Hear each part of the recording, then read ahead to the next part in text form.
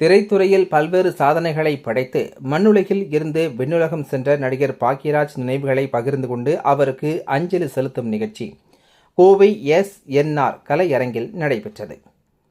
தமிழ் சினிமாவின் மிக முக்கியமான இயக்குனரும் திரைக்கதை மன்னனுமான பாக்யராஜ் கடந்த ஜூன் 27, 2026 அன்று தனது 75வது வயதில் சென்னையில் காலமானார்.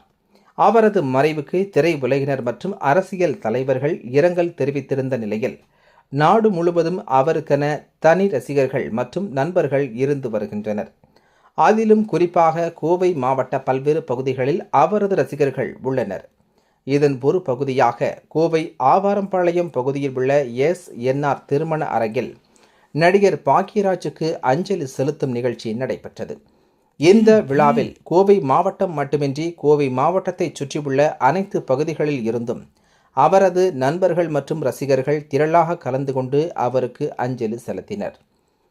விழா மேடையில் பேசிய நடிகர் சிவகுமார் கூறுகையில், திரைத்துறையில் பல்வேறு சாதனை படைத்த மாமனிதர் பாக்யராஜ் அவரது மறைவை தொடர்ந்து தமிழ்நாடு அரசின் சார்பாக முழு அரசு மரியாதையுடன் சென்னை பெசன்ட் நகர் மின் மயானத்தில் அவரது உடல் தகனம் செய்யப்பட்டது.